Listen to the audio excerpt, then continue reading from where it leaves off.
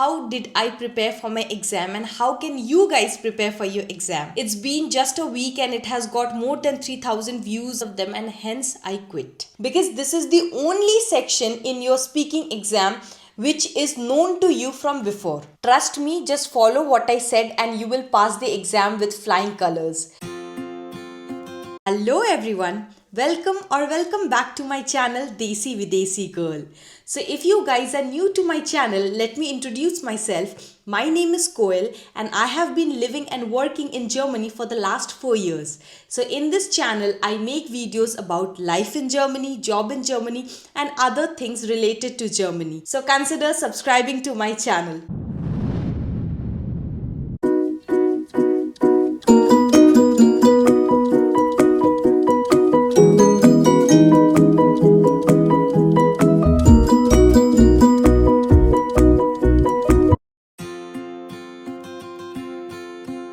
Now coming to today's video. So today's video is about how did I prepare for my Goethe A1 exam. So giving you a little bit of the context, I gave my German A1 exam last month and I got 91% in the exam.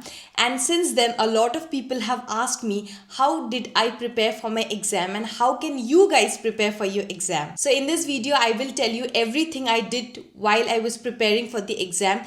Everything, like really an unfiltered version of everything I did. Watch this video till the end because I'm sure this video will help you a lot if you are planning to give your exam. I am sure you will take a lot along with you after you watch this video.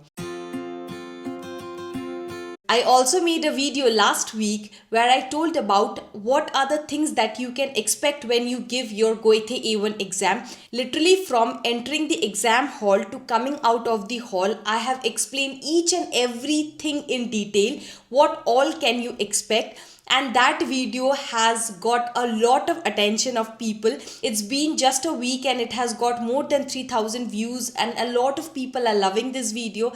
If you have not seen the video, then please do check that video.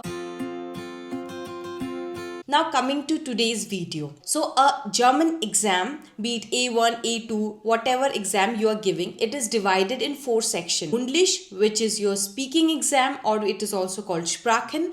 And then there is the written exam, which comprises of hearing, reading and writing. Now coming to how did I prepare for the exam. So a lot of people have asked me, like, did I join any kind of institute? Did I have any German teacher? So to be honest, I did not join any institute for the exam. I completely prepared by my own, and it is something you guys can also do it. So when I came here like 4 years back, I joined the Lingora classes, but I just did 4 to 5 classes because after that I started my job and it was getting very difficult for me to learn a new language which is such a tough language. And also I just joined a company which was a startup. I had a lot of work. I was learning the culture. I was new to the workplace. I had a lot of work. So somehow I couldn't manage both of them and hence I quit. Yes, I had spent a lot of money there, but somehow I couldn't continue with the classes. And somehow it was even not that helpful for me. The reason being, first of all, there are students and all the students are of different level. Some have way more knowledge than you and some have even lesser knowledge than you. So it is easier if you do classes with the people who are almost of the same knowledge level. Then in that case, you learn a lot. And the second problem which I was facing was that the things were not going in sequence. If you are new to a language, if you're expecting that today you learn numbers, tomorrow you would, study something which is an implementation of numbers. But since there were different slots, like today if I did chapter 1, next day I was doing chapter 12, so it was like very difficult for me to even understand anything in that class. So if you want to do like chapter 1 and then next chapter 2, then maybe chapter 2 is being done by a teacher at some other timing in which you are not available. For me that was the case because I had my job and I could only do classes at night, and I was not able to find the classes in sequence at night, hence I had to leave. And then I never got a chance again to learn German, and now I thought that it's high time I should give my exam. So the first thing which I did before even preparing was to book the exam, because I know that if I have an exam booked, now I'll take it very seriously, because otherwise I don't have honestly any motivation in learning a language. German is really a very tough language, and I do not personally have any inclination towards learning any new language. I gave some time, so I booked an exam which was like after 2 months. So I have 2 months for preparation. Honestly, if you're serious, you don't need 2 months for preparation. You can prepare within 15 days also. But I knew that I will not be able to dedicate some time for my German learning lessons every day. That is the reason, to be on a safer side, I took 2 months time and booked an exam date which is after 2 months. I gave myself 15 days to prepare for each section. Thanks to YouTube, there are tons of videos which will help you prepare for your A1 exam. So I started with exam first itself. I started with solving the sample question papers. Go to YouTube, just search Goethe A1 exam sample paper, and you will get hundreds of sample paper online. And they are divided in such a way, like there are some sample papers which only focuses on the hearing part, there are some sample papers only focusing on the reading part, some on the writing part, and some on the speaking part. So since I had divided my 2 months time into 15 days focusing on each section, I started with hearing section. There are around 50-60 videos which has all the hearing questions, and I practiced around 20 of them, because hearing section is definitely something which is quite tricky. The reason why I'm saying this is, when you're learning a language, you are not very well versed with the accent of the people, right? And when you are hearing a audio, it is basically the conversation between two people who are well versed with the language. So there is some of the audios you would feel that there is a strong accent and you're not able to understand the words properly. So this only comes with practice. First video you will struggle, second video you will struggle. Trust me, from the third hearing video, you will find things getting easier and easier. So don't lose your patience. I know it will be difficult in the beginning. I too found it very overwhelming when I first went through the first hearing example, but slowly it became easier and easier. So I practiced 20 videos, and obviously since I'm staying here for the last 4 years, I had learned a lot of things passively. You don't understand the power of passive learning, but I go to the supermarket, I hear people speaking in German, I go to office, I see my other teammates speaking in German. So I never understood what these people are saying, but somehow I picked a lot of words passively. At least I picked up their accent. So that is the reason it became a bit easier for me to understand the hearing questions. Even if you are new to Germany and if you are giving the exam and you don't understand the accent, trust me, practice. I practiced 20, maybe you have to practice 30 questions, but definitely after that you will be confident enough in this section. One more thing which you have to keep in mind when you are giving this hearing exam, there are some questions which are not repeated twice. So you have to concentrate a lot in these questions, because there will be a lot of background noise in these questions. What mainly they test in these questions is, are you able to understand the announcements that is being done in the supermarket, or maybe in the train station, or when your doctor calls you up, or you are calling in a praxis or a emergency call you are making? So what kind of conversation you will be hearing? So those kind of conversation questions you have 4 to 5, and those are only repeated once. So hear those questions with a lot of concentration, because you will not get a second chance. Apart from that, all the other questions, if you don't understand in the first time, don't panic. It will be repeated. So you will have time to understand it once again when it is repeated. Trust me, practice 20 sample questions and you will be good to go in this section. Now coming to the second section, which is the reading. So in reading, the questions are not very direct. It's not like you read the question and the same matching words you can find in the paragraph. It's not the same. So you have to at least understand 80% of what this paragraph means in order to answer the questions correctly. Mark my words, it is not that easy. You might find one or two questions which are straightforward. Apart from that, other questions are not that straightforward. You will only be able to answer those questions if you are able to understand what is inferred from that particular paragraph or from that letter. For that, you need to have good command over the words. So how I prepared for this section is that I used to read a lot of these paragraphs. Whatever words I was not able to understand, I used to translate it, and with that word I used to make some sentences by myself so that the word is registered in my mind. The reading section not only comprises of paragraphs, so there will also be some advertisement questions. There will be two advertisements and you will have some requirements, and then you have to answer which advertisement is more appropriate for you. So there might be some trick questions in these advertisement. Again, you will be able to understand what's the trick only when you understand 80% of what's there in the advertisements. It's quite easy to understand the advertisement because there will be very less words. Like when I was practicing, I found a question where it was like, I am looking for a job, a part-time job over the weekends, and I don't know how to drive a car.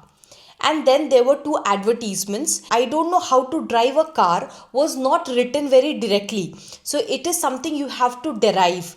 And in the advertisement also, I was not able to understand, like, because I felt both the advertisement is appropriate for me. So after reading it twice, I got to know that okay, one advertisement is like you need to know how to drive a car, and the second one is that you can also go with a cycle. So after reading it twice, I realized that okay, this one advertisement is more appropriate to me and the other one is not appropriate for me. So that's why I would suggest, whenever you are answering these kind of question, do not directly jump into the conclusion. Read the advertisement or be it the paragraph twice, and after that try to answer the question. Sometimes it is really very difficult to understand that which one will be the correct answer. So reading twice will help you understand that particular difference, and you will be able to secure more marks and make lesser mistakes. Now coming to the third part, which is the letter writing.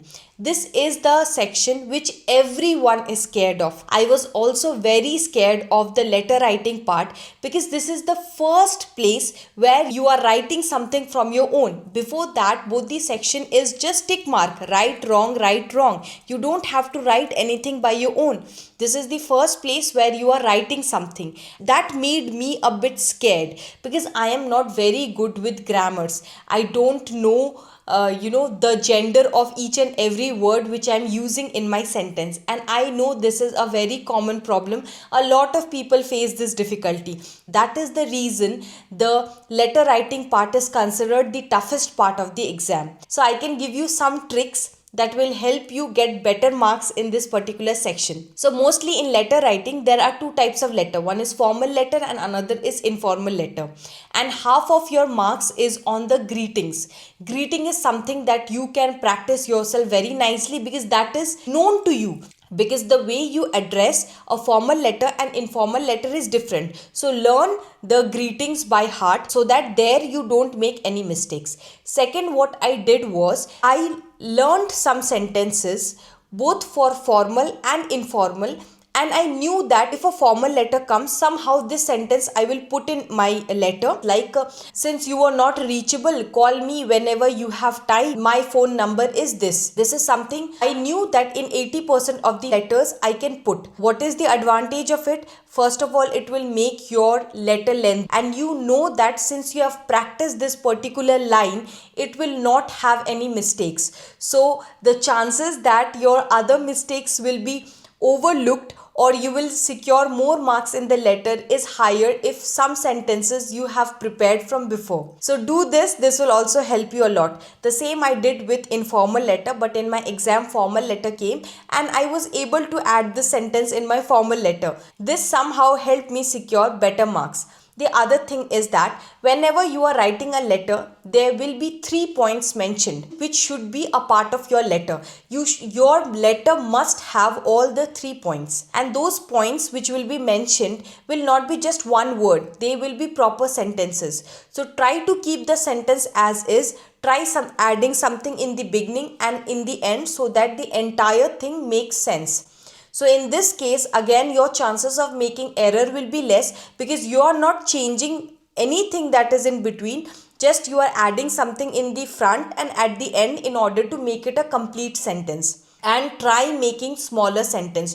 Don't go and make very big sentences, because the bigger sentences you are making, the more connectors you are using, the chances of making errors are higher.